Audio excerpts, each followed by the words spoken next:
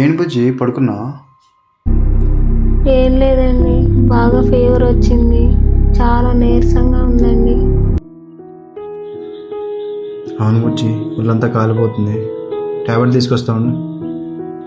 కన్నా ఇలా ఉంచు, వేడి తగ్గిద్ది. ఈ ట్యాబ్లెట్ తీసుకో. ఏమండి, ఈరోజు ఆఫీస్కి సెలవు పెట్టండి, చాలా నీరసంగా ఉంది, హాస్పిటల్కి వెళ్దాం. సరే కన్నా, ఒకసారి మా మేనేజర్కి కాల్ చేస్తాను. సరే అండి.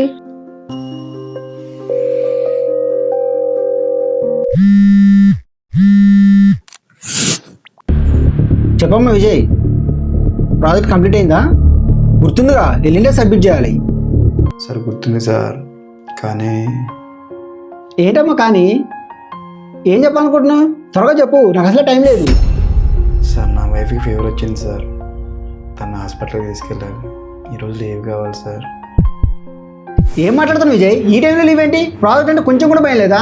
అయినా నీకు కాదుగా ఫీవర్, ఇంట్లో వాళ్ళని ఎవరైనా తీసుకెళ్ళమను. నువ్వు ఆఫీస్కి వచ్చాయి, లేదంటే జాబ్ మానేయి. సార్ మా ఇంట్లో ఎవరు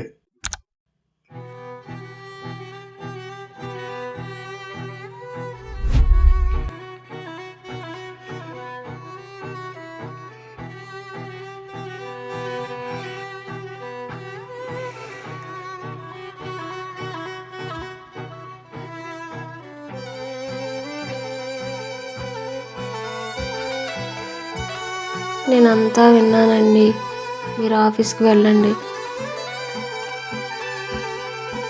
మీరేం బాధపడకండి, నేను వెళ్ళి హాస్పిటల్లో చూపించుకుంటాను. నా కోసం మీ జాబ్ని రిస్క్ చేయొద్దండి, ఎందుకంటే ఎంతో కష్టపడితేనే ఈ జాబ్ వచ్చింది. చిన్న హెల్ప్ చేస్తారా? చెప్పండి. టిఫిన్ చేసి ఉంచాను, తినేసేయండి. లంచ్ మాత్రం కొంచెం ఈరోజు బయట చేయండి. నేను చాలా బాధపడుతున్నా కదా.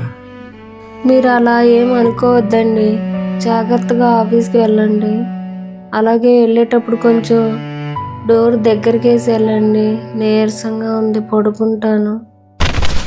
ప్రాజెక్ట్ పెద్దది కావచ్చు, మేనేజర్ మంచిది కాకపోయి ఉండొచ్చు, కానీ ఆ సిచ్యువేషన్లో తన భార్యకి తోడు లేకుండా పోయాను అనే క్షోభను తను ఎంతో బాధను మిగుస్తుంది. అర్థం చేసుకునే భార్య ఉంటే ఓకే, లేదంటే ఆ సిచ్యువేషన్లో భార్య కోసం జాబ్నైనా వదిలేయాలి, లేదా జాబ్ కోసం భార్యనైనా వదిలేయాలి.